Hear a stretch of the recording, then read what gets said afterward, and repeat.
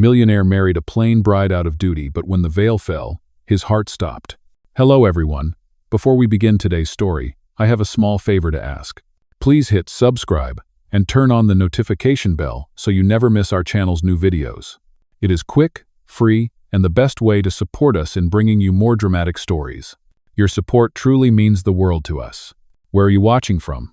Drop your city or country in the comments below. Thank you very much. Now, let us return to our main character. The rain fell hard that night, tapping against the floor-to-ceiling windows of the Blake residence like impatient fingers. Ethan Blake, 34, billionaire CEO of Blake Industries, stood in the dim light of his study. The smell of old books and bourbon filled the air. His father's portrait stared down from above the fireplace, the same stern expression that haunted every decision Ethan made. The letter on the desk was short, brutal, and final. Marry before the end of the quarter, or the board will revoke your inheritance clause. His father's last condition. His company, his family estate, even the foundation in his mother's name, all tied to a marriage he did not believe in. He poured another glass, the amber liquid trembling slightly in his hand. Love, to Ethan, was a myth. Contracts, however, were real, measurable, enforceable. Across town, in a tiny flower shop that smelled of rain and lilies, Clara Evans wiped her hands on her apron.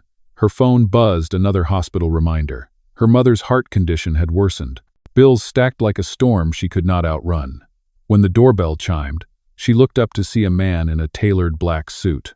His umbrella dripped rainwater onto the welcome mat. "Miss Evans?" he asked. "Mr. Blake would like to meet you." She blinked. "Mr. Blake? The Ethan Blake?" "Yes. Tonight, it is a matter of family business." Clara's stomach tightened. Family business? She almost laughed. Her mother had once worked as a housekeeper for the Blakes before the illness. Maybe it was about charity work. Maybe it was a job offer. Anything would help. She grabbed her coat, whispered to her coworker to lock up, and followed the driver out into the storm. The mansion was colder than she imagined, not in temperature, but in feeling. Marble floors echoed her hesitant footsteps as she was led to the study. Ethan looked up from behind his desk, eyes the color of gray steel. "Miss Evans, please sit." She did. Her heart beat so loudly, she was sure he could hear it. He slid a folder toward her. Inside were several typed pages and a pen resting on top. "This is a marriage contract," he said flatly. "I will not waste your time. My late father's will requires that I marry before the end of this month to maintain control of Blake Industries. You were suggested, given your family's past connection with ours." Clara's lips parted, but no words came out. "You want me to marry you?" "Yes, it would be a legal arrangement, nothing more." Her eyes darted over the pages. No physical relationship. No interference in private affairs. Attendance required at 5 public events. Divorce clause, optional after 6 months. "Why me?" she whispered. "Because you are ordinary," he said, tone unreadable. "You will not attract attention, and you will not pretend this is about love." The words cut deeper than she expected. She could have walked out right then, but then she remembered her mother, the unpaid bills, the late-night calls from the hospital. She closed the folder slowly. "What happens after 6 months? You will receive full compensation and freedom, enough to pay your debts, or start over. Whatever you wish." He stood, extending a pen. His hand was steady. Hers trembled. "Think of it as a business transaction, Miss Evans," he said. "A contract of convenience." Lightning flashed outside, flooding the room in white for a heartbeat. She stared at his hand, then at the pen. Every instinct told her this was madness. But sometimes, survival looks like surrender. "I will do it," she said quietly. Ethan nodded once, expression unreadable. "The ceremony will be this Friday. You will receive preparation details tomorrow." As she left, the sound of rain swallowed her footsteps. In her palm, the pen felt heavier than gold. Somewhere deep inside, a voice whispered that no contract could ever stay purely written on paper. Back inside, Ethan watched her car disappear through the gates. For the first time in years, he felt something stir beneath the armor of control, a faint, uninvited curiosity. He turned back to the fireplace, where his father's portrait seemed to smirk in silent judgment. "Happy now, old man?" he muttered. "The deal is made." But even as the flames flickered, a shadow crossed his mind, the strange calm in her eyes, the tremor in her voice. He told himself it did not matter. It was just a deal that, before the veil fell, would change everything. The morning came gray and heavy. Clara sat on the edge of her small bed, holding the envelope Ethan's assistant had left at her door. Inside were instructions for the ceremony, a card from a luxury boutique, and a short note written in Ethan's precise handwriting. Arrive at Brooks Manor by 10 a.m. Friday. The driver will wait. She traced the letters with her thumb. Even his handwriting looked controlled, flawless, untouched by warmth. At the boutique, assistants fluttered around her like birds, holding gowns of silk and lace. When she told them her size, they smiled politely but brought a smaller one. You have a lovely figure, Miss Evans. Mr. Blake requested elegance, not extravagance. Clara forced a smile, trying to ignore the whisper behind her. She is the plain one, right? By Friday morning, the sky over New York was a flat sheet of silver. The ceremony was held in the small glass conservatory behind the Blake estate. Only 3 witnesses: Ethan's lawyer, his aunt, and a photographer hired for documentation. No guests, no music. Clara's dress was simple ivory, the kind that made her feel invisible and seen at the same time. Ethan stood at the front, dark suit perfectly fitted, expression unreadable. When the officiant asked if they both understood the terms of this marriage, Ethan answered without hesitation. Yes, I do. No. Clara's voice almost broke, but she said it anyway. Yes, I do. The ring slid onto her finger, cold and too large. The metal felt heavier than it should. When the ceremony ended, Ethan turned to her with the faintest nod. Welcome to the arrangement, Mrs. Blake. The sound of that name made her heart trip for a second, but she only replied, Thank you. Dinner that evening was silent. The long table stretched between them like a river. Every sound echoed the clink of a fork, the slow tick of the antique clock. Finally, Ethan spoke. You will have your own room at the East Wing. The staff will provide anything you need. There will be public appearances next week, 1 charity gala, 2 board meetings, and 1 family dinner. You will attend all of them. She nodded, unsure if he was telling her or warning her. When she excused herself, she got lost in the endless hallways before finding her room. It was large, elegant, and empty. On the dresser sat a single framed photograph of the Blake family. His father, his mother, a much younger Ethan beside them, smiling in a way she could not imagine now. That night, Clara stood by the tall window, looking out over the gardens lit by rain. She whispered softly, You wanted a contract, Ethan. Let us both keep our word. Across the hall, Ethan worked late in his office, pretending to focus on spreadsheets that no longer mattered. Through the glass wall, he could see her silhouette still, fragile, framed by the glow of the window. Something about it unsettled him. He closed his laptop, rubbing his eyes. For years, his world had been numbers, deals, and deadlines. He knew how to measure value in everything except people. When his aunt appeared at the door, her tone carried a quiet sneer. So that is the girl you married? A florist's daughter? She is suitable, he said. That is all that matters. No.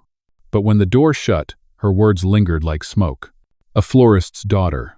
Ethan looked again toward the window where Clara stood, unaware she was being watched. Something inside him, something long, forgotten, shifted slightly. Not love, not yet, but curiosity, the kind that could rewrite the meaning of every contract he had ever signed. Days turned into a quiet rhythm inside Blake Manor. Clara woke early each morning, arranging fresh flowers in the main hall, pretending it was part of her new routine. The staff greeted her politely, always with the same cautious distance. To them, she was the stranger who married their boss, for reasons they did not dare to question. Ethan remained mostly behind the closed doors of his office. When they did meet at breakfast or passing in the corridor, their conversations were brief and careful, like business memos spoken aloud. One evening, his assistant delivered a sealed folder to her room. Inside was a list titled Public Appearances Schedule. It included everything from charity events to corporate dinners. Beneath the official tone, one line stood out in Ethan's handwriting. Dress code, elegant simplicity. The first event was a corporate reception at the Grand Meridian Hotel. Clara spent the afternoon being coached by a stylist and a speech consultant. Every movement was practiced the way she held a glass, how long she smiled, where to stand beside Ethan. When she appeared at the top of the staircase that evening, wearing a pale champagne dress, the entire room seemed to pause. She did not look wealthy, but she looked sincere.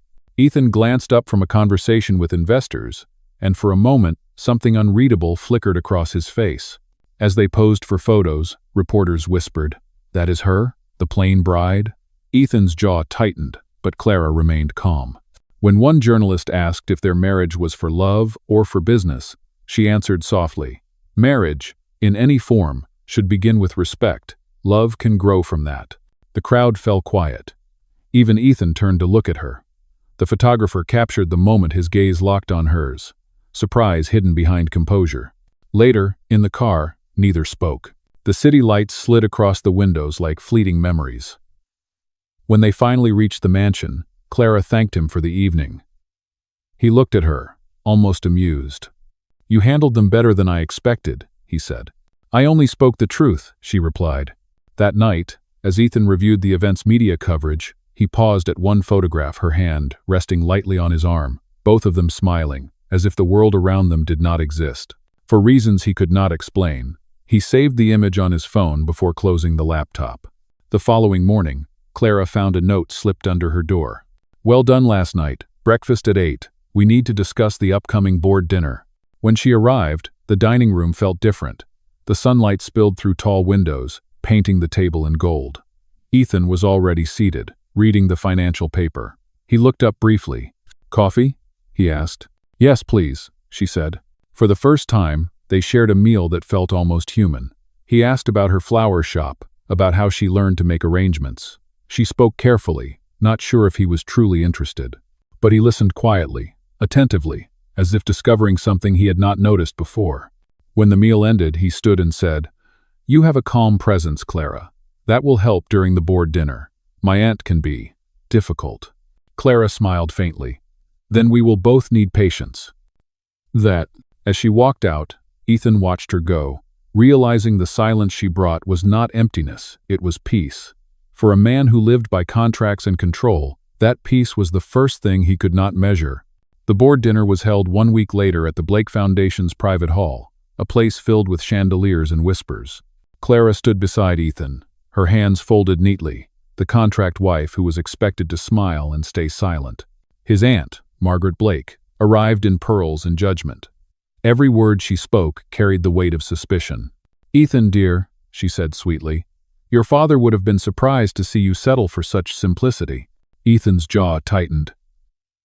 "Clara has more grace than most of the people I know," he replied evenly. Margaret's smile froze for half a second before she turned her attention to the investors seated nearby. The rest of the dinner passed like a silent duel, her questions disguised as compliments, Clara's responses gentle but steady. When dessert arrived, one of the directors raised his glass. "To the future of Blake Industries, and to the lady who now carries the Blake name." Everyone clinked glasses.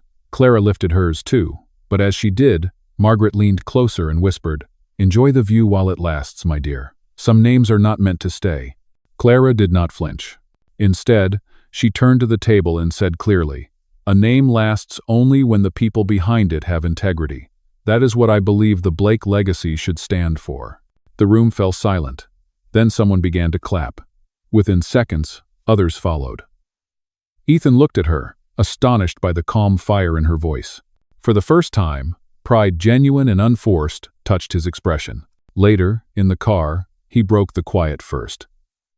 "You handled my aunt better than anyone has in years." "No," Clara smiled faintly. "I only said what was true." He looked out the window, thoughtful. "Truth," he murmured. "Strange how rare that has become." When they returned home, the night air was cool and soft.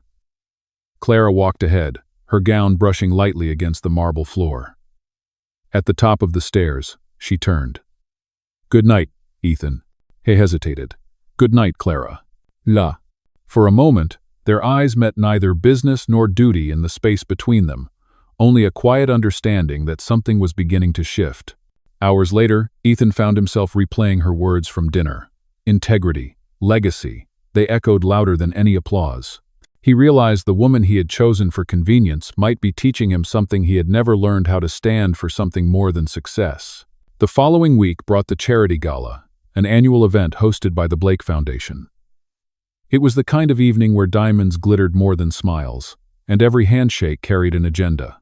Clara stood in front of the mirror as the stylist pinned the final strand of her hair. Her dress, a soft silver satin, shimmered gently under the light. She looked elegant but still herself, simple, calm, real. When she entered the ballroom on Ethan's arm, conversations dipped for a moment. The flashes of cameras began almost immediately. Ethan felt her hand tense slightly, and he whispered, "Just breathe. You belong here as much as anyone." The words steadied her more than she expected. She smiled, nodded, and lifted her chin. As the evening unfolded, Ethan was drawn away by investors and donors. Clara wandered toward the art exhibit set up for the event, a collection of paintings by children from the Foundation's outreach programs. One of them, painted in soft blues and whites, showed a girl holding a paper heart. Beneath it was a note written in a child's hand, "For the people who care when no one else does." Clara smiled, touched by the honesty of it. When she turned, she found Margaret standing behind her. "So this is what you prefer to talk to instead of the people who matter." Margaret's tone was sharp, like glass. "I think this matters," Clara said quietly. "It reminds us what the money is for." "No." Before Margaret could respond, a sudden commotion rippled through the crowd. A reporter had slipped past security and was shouting questions. "Mrs. Blake, is it true your marriage is only a deal? That you were paid to be here tonight?" The room froze. Cameras turned. Ethan pushed through the guests to reach her. Clara could feel her pulse racing, the heat rising to her face. She took a breath and said calmly, "No amount of money can buy respect, and that is the foundation of any marriage, real or arranged." The crowd murmured. The reporter lowered his camera, uncertain. Ethan stepped beside her, placing a hand gently at her back. "That is enough for tonight," he said firmly. "My wife has made herself clear." As they left the ballroom, the guests began to applaud not for the wealth in the room, but for the grace they had just witnessed. In the car, silence filled the space between them until Ethan finally said, "You did not have to defend me." Clara looked out the window, her reflection soft against the glass. "I was not defending you," she said. "I was defending the truth." For the first time, Ethan smiled, not the polite kind, but something real, something human. Then maybe that is what we both needed. Outside, the city lights blurred past, and for the first time since their contract began, the silence between them felt almost like peace. The days after the gala felt different inside Blake Manor. The tension that once filled the air had softened, replaced by a quiet understanding neither of them spoke about. Ethan found himself pausing at the breakfast table, waiting for Clara to join him, something he had never done before. She would come in, hair still damp from the morning shower, carrying the faint scent of lavender. They spoke about simple things, the weather, her flowers, the upcoming charity projects. For a man used to boardroom silence, her presence felt strangely grounding. One evening, the power went out during a heavy summer storm. The rain came down hard, rattling against the glass walls. Clara lit a few candles and brought them into the living room. Ethan was there, sleeves rolled up, trying to fix the fuse box. When the lights refused to return, she laughed softly. "For a man who builds empires, you lose easily to electricity." He looked up, half smiling. "I negotiate mergers worth millions, but this house wins every time." She handed him a candle. "Then stop fighting it. Sit for a moment." They sat near the fireplace, the only light flickering from the candles. The air smelled of rain and wax. For the first time, Ethan saw her not as a contract, not as an obligation, but as someone real, someone whose calmness silenced the noise in his mind. "Why did you agree to this marriage?" he asked suddenly. She hesitated, then answered honestly. "Because I was desperate. My mother needed surgery, and I was running out of ways to help her. When your lawyer came, I thought it was fate giving me one last option." Ethan nodded slowly, guilt flickering in his chest. "I never asked about her condition. How is she now?" "She is recovering, better than before. The hospital says she may be home next month." "That is good," he said softly. Then, after a long pause, he added, "You know, when my father died, I thought I lost my reason to believe in people. Everything became about control, about never being disappointed again." Clara looked at him, her eyes gentle in the candlelight. "Control is not safety, Ethan. It is only fear wearing a suit." "Oh," he let out a breath that sounded almost like a laugh. "You speak like someone who has already seen too much." "Maybe I have," she said quietly. "But so have you." For a while, they sat without speaking. The storm outside began to fade, leaving only the steady rhythm of rain on glass. Ethan leaned back, watching the candlelight dance across her face. When the lights finally flickered back on, Clara stood. "Looks like you fixed it after all." He smiled faintly. "Maybe you did." "No." That night, after she left the room, Ethan found himself unable to focus on anything else. The contract, the deadlines, the inheritance, all of it felt smaller than the memory of her voice in the dark. In his office, he picked up the framed photo of his parents. His mother's eyes looked kind, almost forgiving. For the first time, he wondered what she would think of Clara. Down the hall, Clara closed her door gently and leaned against it, heart racing. She told herself it was just gratitude, nothing more. But the truth had already begun to bloom quietly, steadily like the flowers she once arranged, growing in places she never expected. The calm that had settled over Blake Manor did not last. Trouble arrived quietly, as it often does through whispers, rumors, and a photograph taken out of context. One morning, Ethan's aunt, Margaret, burst into his office with a tablet in her hand. Her voice was sharp with triumph. "Explain this," she demanded. On the screen was a photo of Clara outside a hospital, handing an envelope to a man in a nurse's uniform. The headline above it read, "Mrs. Blake, seen secretly transferring money, hidden motive behind marriage." Ethan frowned, jaw tightening. "Where did this come from?" "It is everywhere," Margaret said coldly. "Investors are already calling. I warned you that girl was trouble." By afternoon, the story had spread across social media. Words like fraud and gold digger appeared beside Clara's name. When she walked into the living room that evening, Ethan was waiting. His expression was unreadable, his tone clipped. "Tell me the truth," he said. "What were you doing at that hospital?" Clara looked confused. "What do you mean?" "I visit my mother every week." He tossed the tablet onto the table. "And the money? Who was that man?" Realization dawned. "He is my mother's nurse. The envelope was for another patient whose bills were overdue. He has no one to pay for him." Ethan's voice hardened. "You expect me to believe that? Convenient story for someone who already took money to marry me." The words struck her like a slap. Her eyes filled, but her voice stayed steady. "You do not have to believe me, Ethan. But you should know me better by now." She turned away, tears finally falling when she reached the stairs. Later that night, she packed a small bag, leaving her wedding ring and a note on his desk. The handwriting was calm and careful. "You wanted a marriage without love or trust. I kept my promise. Goodbye, Ethan." When Ethan entered the study hours later, the silence felt heavier than any argument. He picked up the ring, staring at the faint mark it had left on her finger in an old photo. Margaret's words echoed in his mind, but so did Clara's voice, soft, honest, unguarded. Something inside him twisted painfully. For the first time since the contract began, he realized what he had lost had nothing to do with business. It was something real, something fragile, and it was walking away from him in the rain. The mansion felt colder without her. For 2 days, Ethan buried himself in meetings, pretending that numbers and deadlines could quiet the ache in his chest. But every time he passed the east wing, his eyes went to her empty door. The quiet there was unbearable. By the third night, sleep refused to come. He poured a drink, sat in the dark, and replayed her words in his head. "You should know me better by now." Something about that sentence would not let him rest. He opened his laptop and searched the hospital's donation records. What he found made his breath catch. A list of anonymous donors at the top. C. Evans. The amount was significant, enough to pay for multiple heart surgeries for patients she had never met. He leaned back in his chair, realization hitting like a blow. She had told the truth. The photograph had been twisted, the story planted, and he knew exactly who would benefit from her disgrace. The next morning, Ethan confronted his aunt in her office at the foundation. She looked up from her papers, unbothered. "You should be thanking me," she said. "The board is sympathetic now. Once you end this ridiculous marriage, the company will be yours without condition." "Oh." Ethan's voice was quiet but dangerous. "You manipulated the press, destroyed her reputation, and thought I would reward you?"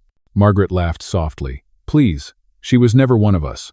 He slammed the donation report onto her desk. "She gave more to this foundation than you ever did. That is who she is." Her smile faltered for the first time. "You would choose her over your family?" "I am choosing what my father built this company to stand for honor." Without another word, he walked out. By the time his car pulled up to the hospital where Clara's mother stayed, the rain had started again, soft and steady. Through the glass doors, he saw Clara sitting by her mother's bed, her hand resting gently over the older woman's. She looked tired, fragile, but peaceful. He hesitated for a moment before stepping inside. When she saw him, she stiffened. "Why are you here, Ethan?" He took a slow breath. "To tell you that I was wrong. About everything." "No." Clara's eyes searched his face, uncertain. "I found the records," he continued. "You were helping others, not hiding secrets, and I let my fear make me cruel." The silence between them stretched. Then her mother stirred, whispering weakly, "He looks sorry, dear." Clara's eyes softened, but her voice remained careful. "Words are easy, Ethan. Trust is not." He nodded. "Then let me prove it. Not as a contract, but as a man who finally understands what love should mean." "No."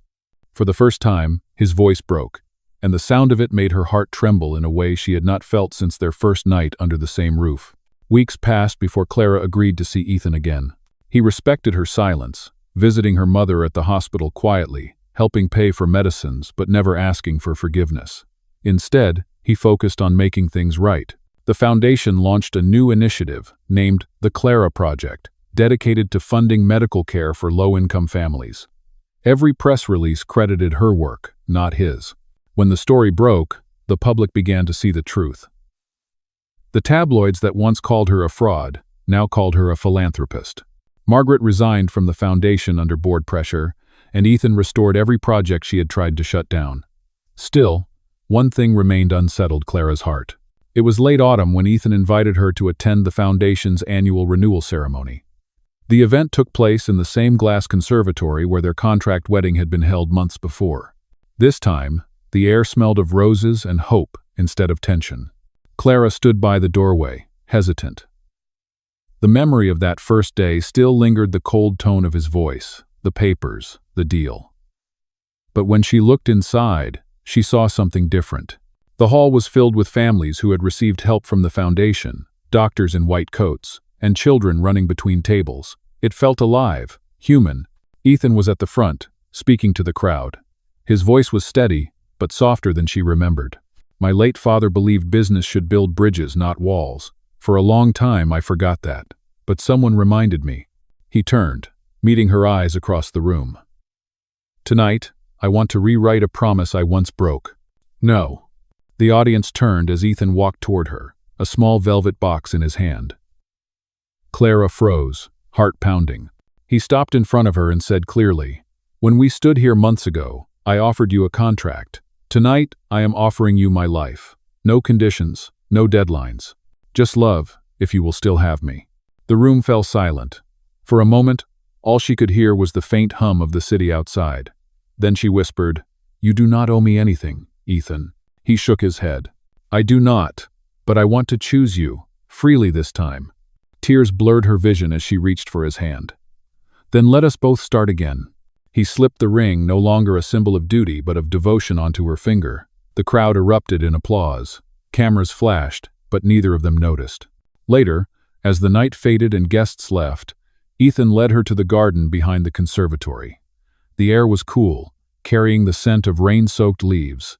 "Do you remember what you said to me the night of the blackout?" he asked. "That control is only fear wearing a suit?" Clara smiled. "Yes." He took her hand gently.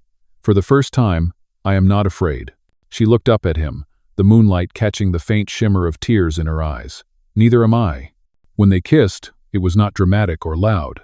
It was simple, quiet, and real, the kind of love that did not need an audience to exist. As the lights from the city glowed beyond the glass, Ethan whispered, "No contracts, no masks, just us."